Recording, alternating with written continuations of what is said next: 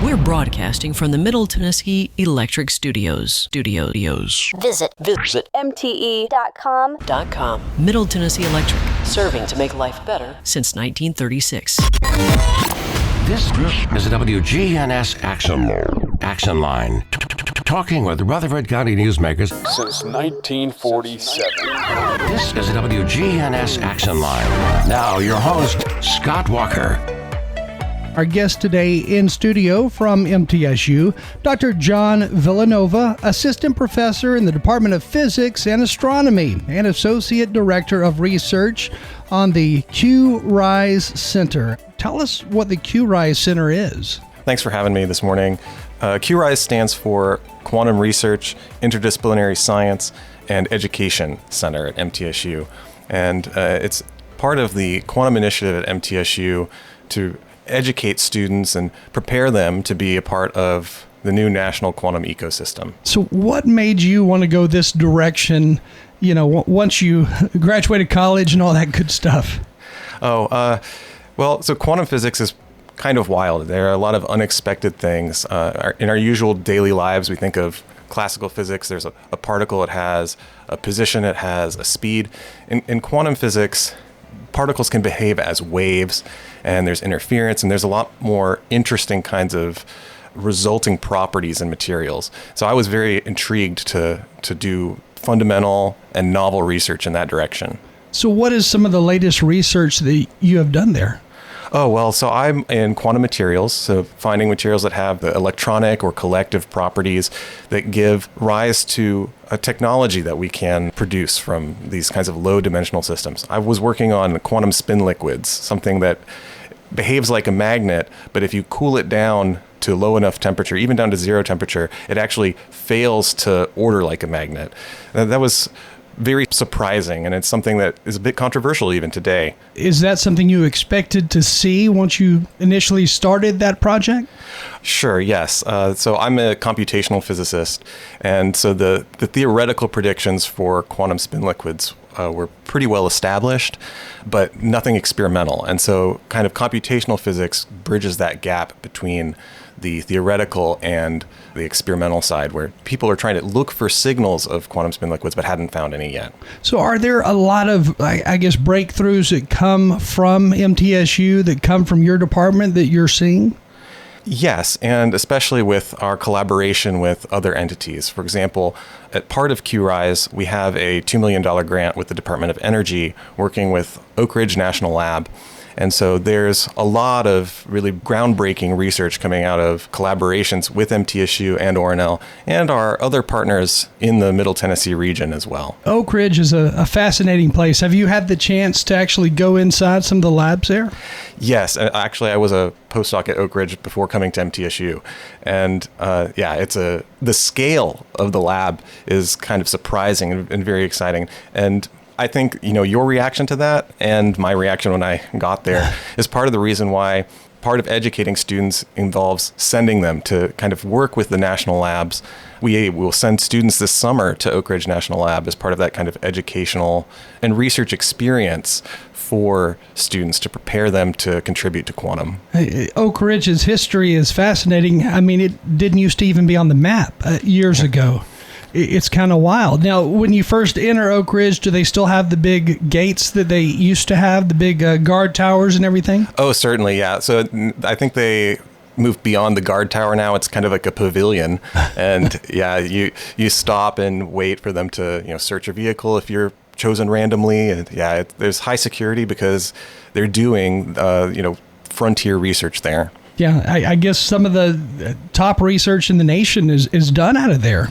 Absolutely, and for the world, really. They have a world-class neutron scattering facility there, and that's part of the experimental work that would help to confirm my research directions in quantum spin liquids. How many miles of research and laboratories and buildings would you say they had there?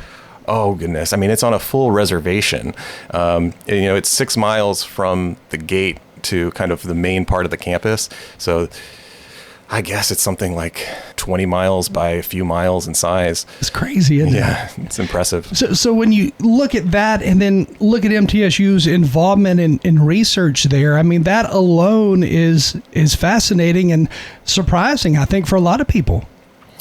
Yeah, and really Middle Tennessee, MTSU, and our partner institutions around here like TSU and Fisk and Meharry Medical College are sort of at the nascent stage of having a strong quantum collaborative. And we're all working together on these kinds of research topics and educating students and preparing them to either go to the national lab system or join an industry.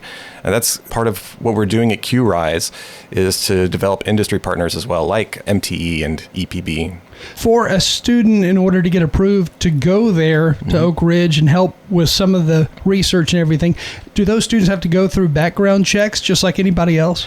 Well, yeah. Oak Ridge will do their usual background check for U.S. citizens and a separate background check if you're a foreign national.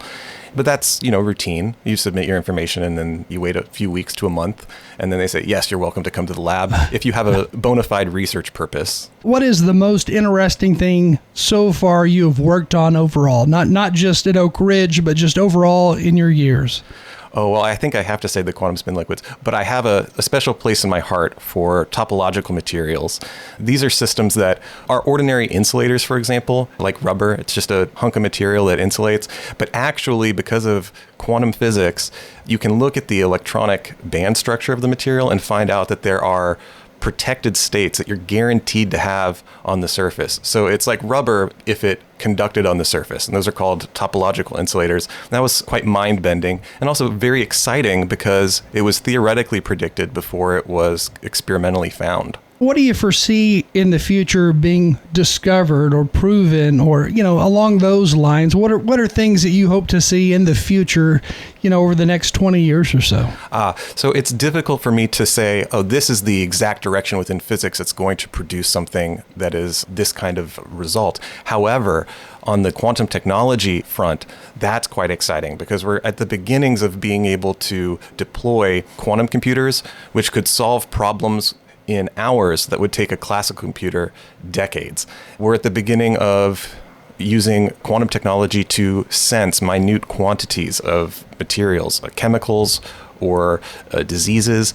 We're at the beginning of quantum communication, where you have long distance secure communication. So these all have national security and major economic impacts. And the McKinsey report predicted something like $1 trillion of economic impact from quantum technologies by 2035, I believe. And so it's pretty exciting to see that we are going to be able to train students and do excellent research at the QRISE Center in order to involve Middle Tennesseans in those developments nationally and worldwide in quantum technology. Where do you see AI fitting into some of this? Because that's all the latest talk, it seems like, is AI this, AI that. Yeah, I would say that federally AI is one of three directions that they really are interested in research: quantum, AI, and nuclear. And AI is going to have a huge impact. It certainly does within my own research, because using artificial intelligence and machine learning can rapidly accelerate quantum materials discovery. And so while not directly related to quantum per se, it could involve AI to find those materials that we can use as architectures for quantum computing, for example. I guess robots, AI-related robots, they're able to work in environments, even nuclear environments that humans cannot work in. So I'm curious if that's going to play a role too with future research. Certainly. And to get there, we're going to need people, which is why at MTSU we're educating undergraduates and graduate students using these federal grant funds that we've been so competitive grabbing. But certainly as we develop it, it's quite likely that AI and AI-enabled robotics will take positions that would be dangerous for humans. We got a question texted in as you were talking, asking about future travel and speeding up the time of travel. So I'm curious, does that fit into the picture in anything you're researching? Oh, speeding up travel? I don't think so directly. Certainly using quantum computing to solve kinds of optimization problems matters. So, for example, the power grid kinds of problems, making the grid robust or being able to deal with any kinds of difficulties, power outages. But that also goes to other kinds of things that look like the power grid, for example, the highway system. And so solving kind of logistical problems for Amazon or for the Postal Service can be important. And I can imagine a world in which solving those optimization problems in close to real time will matter in a future where we have a lot more driverless vehicles. And so maybe that will speed up your commute. And then when it comes to generation of electricity, does that play a role in any of this, or does quantum research help any of that?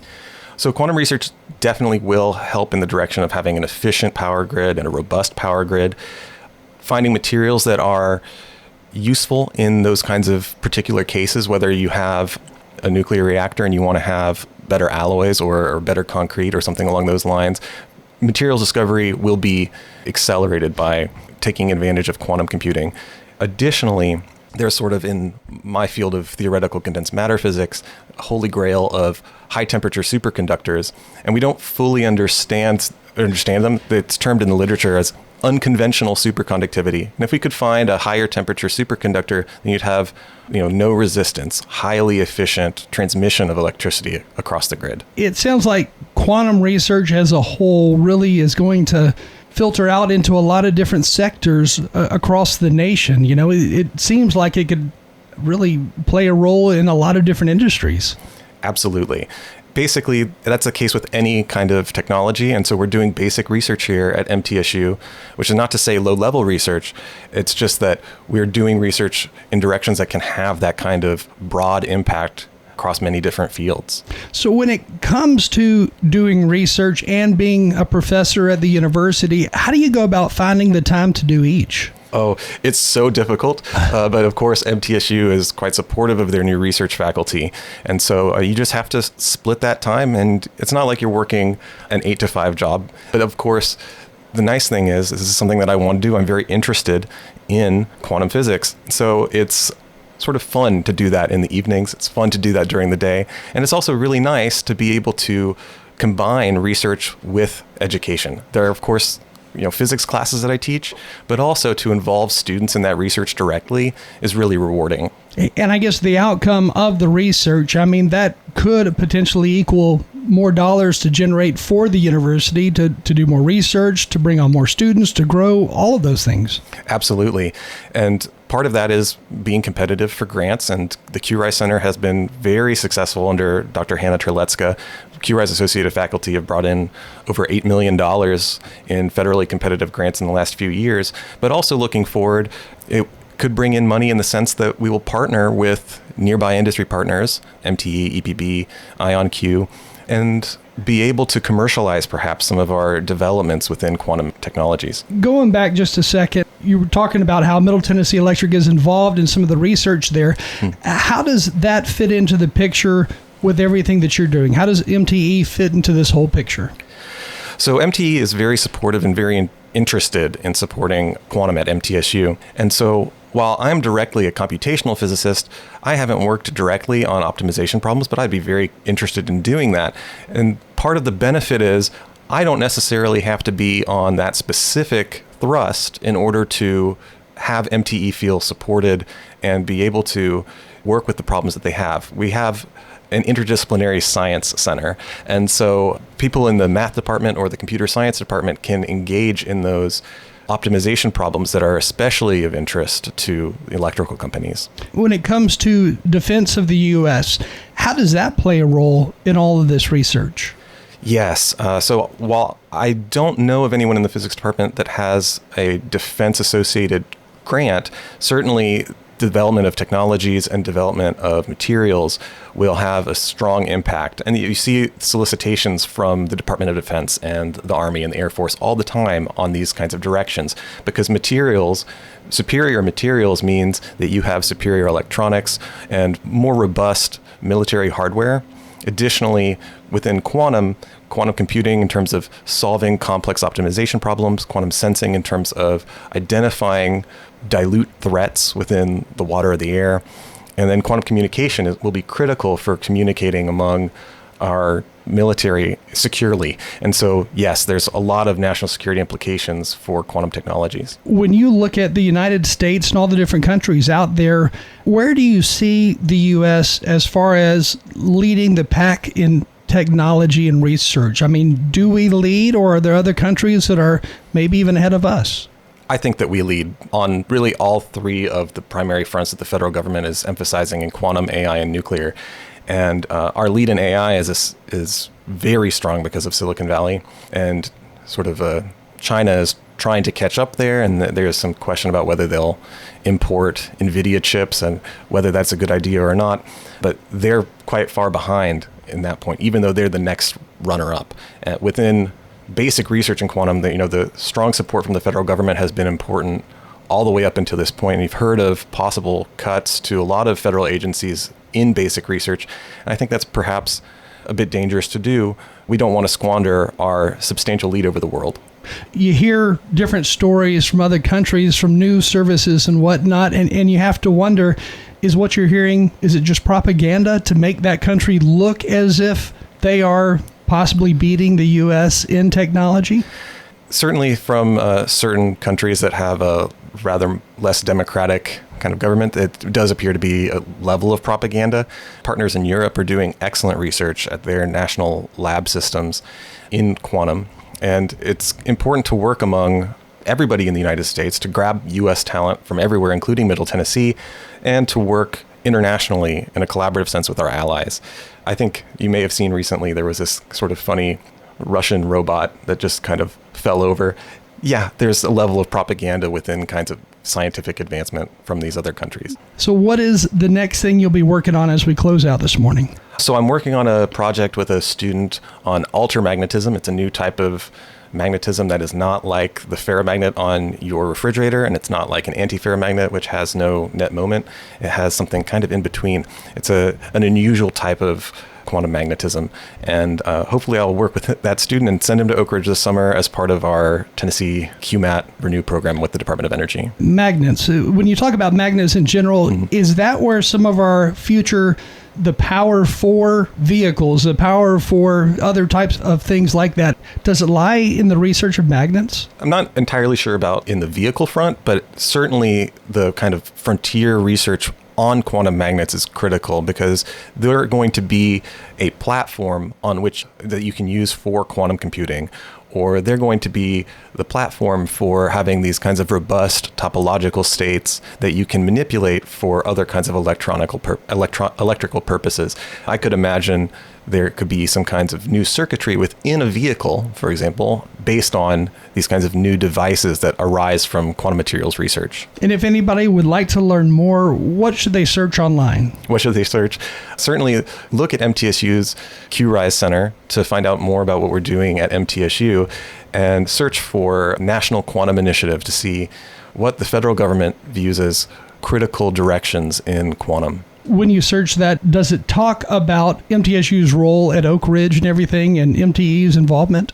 The MTSU QRISE Center website absolutely does, yeah. And there are a number of new news articles through MTSU pointing out our new partnerships with these other entities and our ability to educate students and send them into the national quantum ecosystem. Dr. John Villanova with us this morning, Assistant Professor in the Department of Physics and Astronomy and Associate Director of Research on the QRISE Center. Thank you for joining us. Thank you very much. Gift cards are always the easiest gift. This is Peter Demas at Demas's Restaurant. We will buy gift cards and just kind of have them on hand. They're amazing gifts to give to teachers. If you want to give a gift at your workout groups, you have a personal trainer, family members. It's great to give gifts for 16, 17, 18 years old who are just now beginning to date, and they need to be able to have some place to take someone on a date to. Gift cards are always the easiest gift. Demas's Restaurant on Northwest Broad Street. Hi, this is Amanda from Animal City, inviting you to come do business with our family while you're Christmas shopping. For the person that has everything, give them the gift of relaxation with a beautiful new aquarium kit. If you're already an aquaphile, we have everything that you need to keep your tanks looking good and running smoothly. Check out our wonderful selection, both salt and freshwater. Animal City, your local home for both fresh and saltwater fish.